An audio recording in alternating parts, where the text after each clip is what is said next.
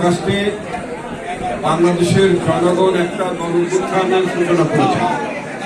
আগামী জাতীয় নির্বাচনের আগে স্থানীয় সরকার নির্বাচন মেনে নেব না, এমন মন্তব্য করেছেন বিএনপির vice chairman doctor Asaduzzaman Ripon.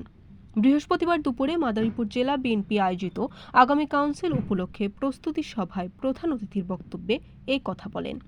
এ সময় তিনি আরও বলেন, স্থানীয় সরকারের ব্যাপারে সরকার একটি কমিশন গঠন করেছেন। এই কমিশন কি রিপোর্ট দেয় তা আমরা আগে দেখতে চাই, তারপর আমরা আমাদের দলের অবস্থান কি সেটা আমরা দেখব ও বলবো। এ সময় তিনি আরও বলেন, এই সরকার সংস্কারের কথা বলছেন। সরকারকে আমরা বলতে চাই, সংস্কারের জন্য 1 বছর সময় লাগে না। যারা বলেন অল্প সংস্কার চাইলে এই বছরেই নির্বাচন দেওয়া সম্ভব, কিন্তু বেশি সংস্কার চাইলে কত সালে নির্বাচন দিবেন এ কথা বলেন নাই সরকার।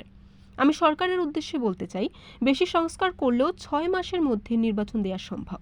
অর্থাৎ কি কি সংস্কার করবেন রাজনৈতিক দলের সাথে আলোচনা করুন।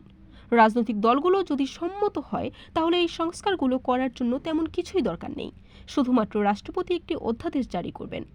যদি একটি সংস্কার হয় একটি অধ্যাদেশ জারি করবেন, আর যদি 200 সংস্কার হয় তাহলে 200 অধ্যাদেশ জারি করবেন। এ সময় সরকারকে উদ্দেশ্য করে রিপন আরও বলেন, সংস্কার করার জন্য এত তালবাহানা করার দরকার কি? সরকার নিজেও কোনো সংস্কার করছেন না।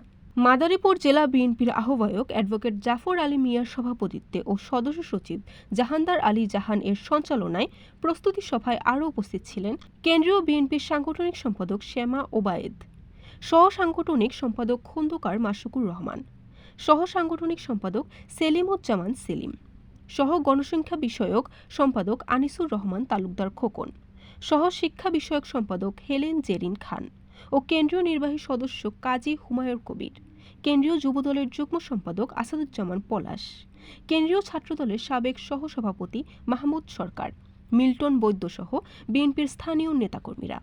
এ সময় বক্তারা কাউন্সিলের মাধ্যমে গণতান্ত্রিক প্রক্রিয়ায় মাদারীপুর জেলা, উপজেলা, পৌর ও ইউনিয়ন কমিটি দেওয়ার আশ্বাস দেন। Barishal dot news.